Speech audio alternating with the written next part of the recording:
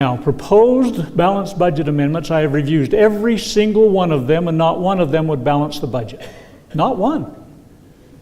Every single one of them is filled with weasel words that will allow them to kick the can further down the pike. And one time I was at a hearing and I testified against them, and one of the individuals on the other side asked me privately, could you write an amendment that would balance the budget? You know what the answer is? No. Do you know why? Because we have weasels in office that have a limited government with checks and balances, enumerated powers, and all those kind of things, and they have set it aside and they have continued to ignore it in spite of the plain English words of the United States Constitution. You could write what I would maybe consider, wow, how could anybody get around this? But they've got around it. There is no authority in the United States government to spend any money for anything but for the purposes that are enumerated in the Constitution. That's all you can spend it for, and that's all you can tax for. And we can prove that every way to Sunday, but the fact of the matter is that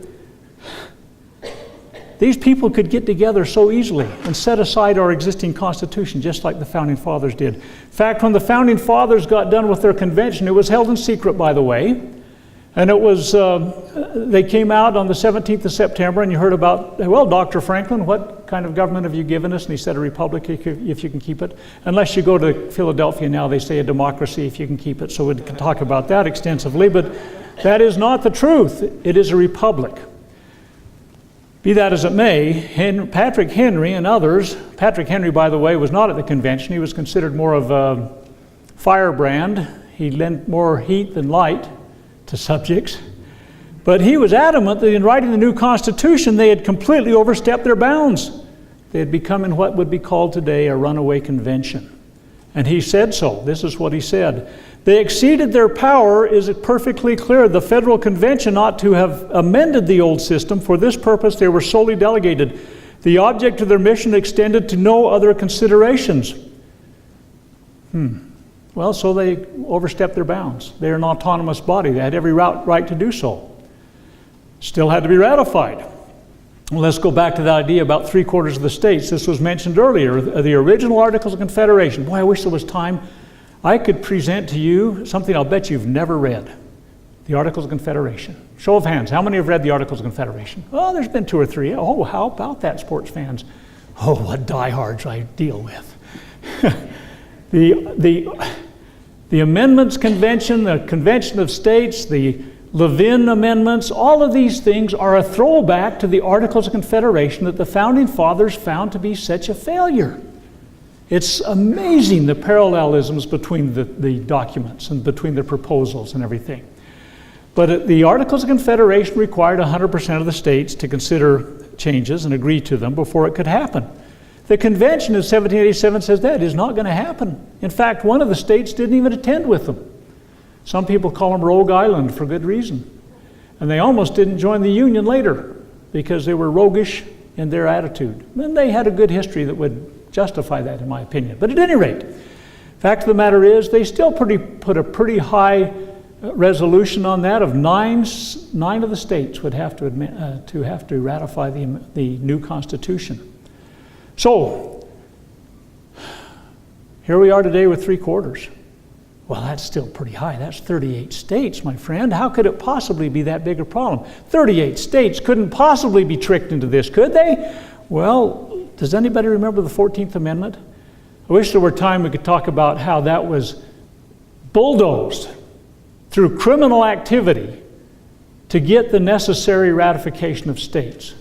Boy, sometime we'll have to, if you're interested, I'll come back and talk to you about how the 14th Amendment violates everything American. The tyrants that put that together, unbelievable. It's the most litigated amendment in the nation. 16th Amendment, say again? 14th Amendment basically disenfranchised all of those in the South that had participated in the rebellion. It's got a real terrible twist on it now about everybody that has a baby here, that baby's a citizen, which the original intent of the 14th Amendment said unequivocally, specifically, and undoubtedly that all those that were here as aliens, as ambassadors, as foreigners, as illegals, it did not apply to them. I mean, it's the most litigated one, and I say it was written with venom because it literally was. I think they squeezed rattlesnake venom out and they used that as ink.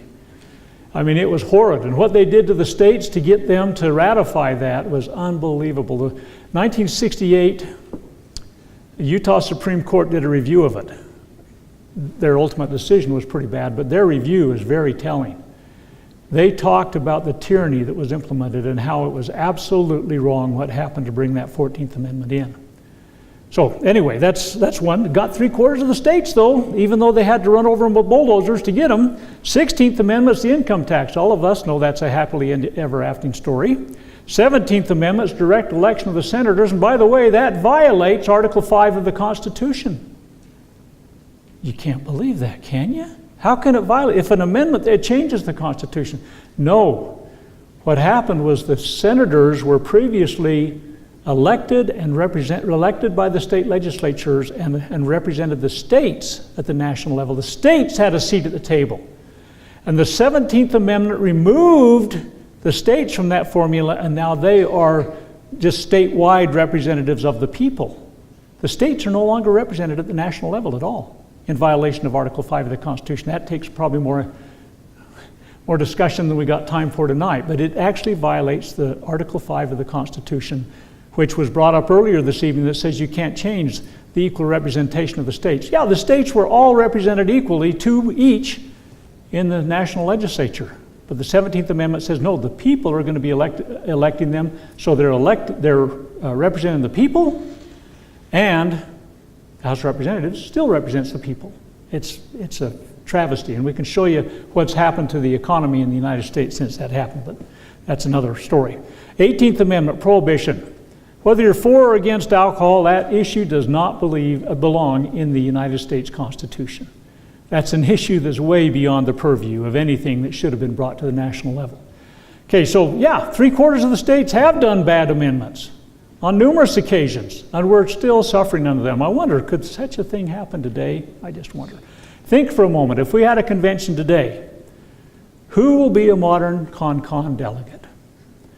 Now, as I was putting this together, there are 15 people on here, besides the little guy in the middle that's quizzically looking around. Now, you look at all those people.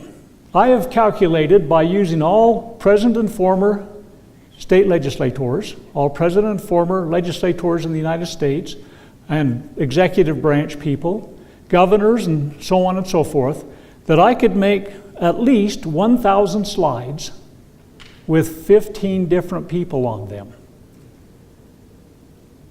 Now, got to ask you, will any of these guys be delegates? Now, be honest. Hopefully I'll get to it in a little while, but James Madison strongly recommended against another convention. And he wrote a letter when every single one of these guys were still alive and said, don't call another one. Don't, please don't. See, they had the same DNA pool to pull from that they had for the 1787 convention, but these guys, they're not worthy to stand. I don't care who you see on there, are not worthy to stand in the shadow of these guys. I have sat, stood, been at conventions and conferences and so on, and had people come up to me, what are you so worried about, Bradley? You're going to be at the convention, aren't you? And it usually brings a chuckle from me that I don't really mean. It's one of those death rattles, I think. At any rate, I say absolutely not. No one would invite me to that, because to my latest breath, I am going to stand strong upholding the United States Constitution unless and until the Savior comes and says it's time to have a convention. Because I do not believe that any one of these people or anybody of their ilk should have the keys to that was brought forth under the hands of these men that I truly believe were raised up by the hand of God. I would ask you to think about this for a minute. Where in all the history of the world has a group of men such as those that walked across the stage of the world and wrote the Declaration and wrote the Constitution and gave us the Bill of Rights and founded this nation, where in all the world has there been a group of men like that on the earth at one time? They're pretty rare moments. And today isn't that time. And I'm absolutely unequivocally convinced of that, and if you're not, think about it for a while. Are you willing to take a risk with those other guys? Here's what Franklin said after coming through the convention. He says, "I doubt too whether any other convention we can obtain may be able to make a better constitution." And then this is the letter I promised I'd read to you. Holy cow. Even with all the cutbacks, I'm not going to make it. You need to have a little background story. Remember, in the convention, in article, when they set this forth, they said, when we get 9 states to ratify this, the Constitution is in effect. Now, there were some critical states. Virginia and New York were critical, and they were dragging their feet pretty hard because I think they knew of their power. But they were critical mass states. They were big, they were strong, they had the economies, all those kinds of things. So by June 21st, 1788, New Hampshire became the 9th state to ratify it. Okay? So the Constitution was ratified according to the plan and the approved approach to it that both the convention and the Congress gave. Okay? 5 months later, in November of 1788, there was an effort to call another convention, in which would be no other name other than an Article 5 convention. Because the Article 5 would have applied because the Constitution was in effect, and that was then the reason and way that they could change it. Okay? So they were going to try and change the already ratified convention. Remember, this is 5 months later. So people that say, oh, this doesn't apply, and I've had all sorts of arguments given by Ken Ivory and Meckler and some of those other people as to why they think it shouldn't apply. But you need to think this through yourself. It was ratified, and now 5 months later they want to change it. So how are they going to change it? They're calling another convention.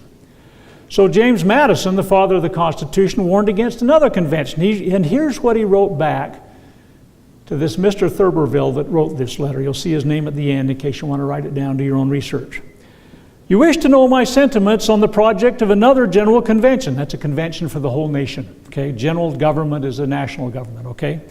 As suggested by New York, I shall give them to you with great frankness. If a general convention were to take place for the avowed and sole purpose of revising the Constitution, hold on just a minute, pause, my own words.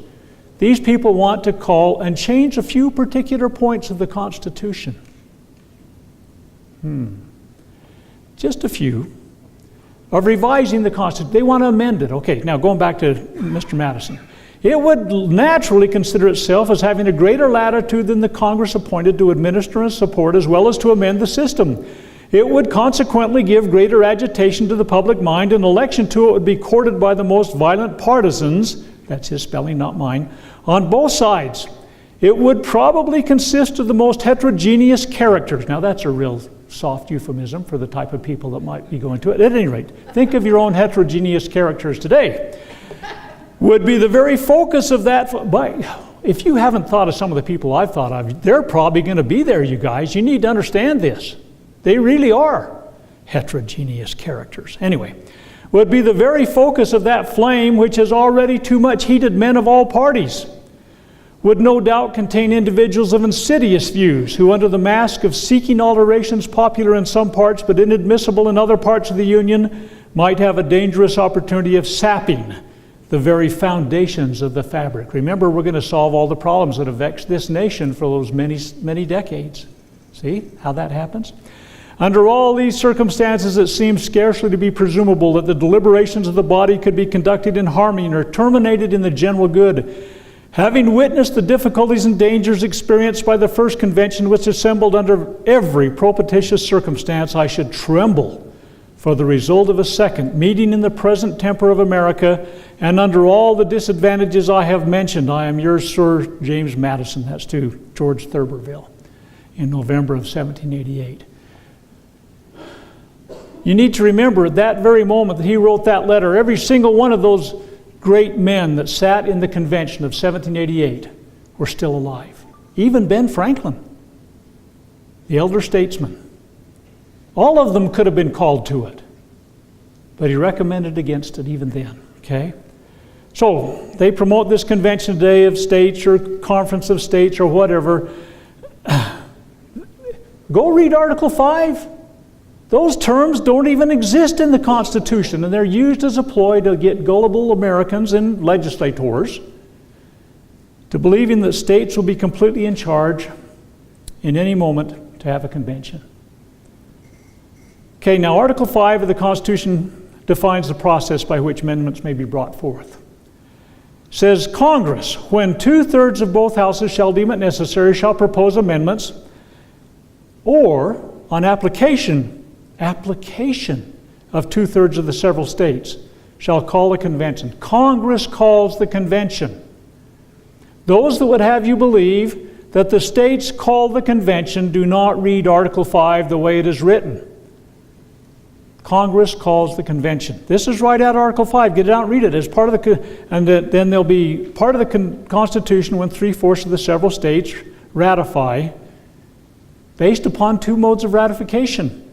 Either the legislature or by special conventions in the states.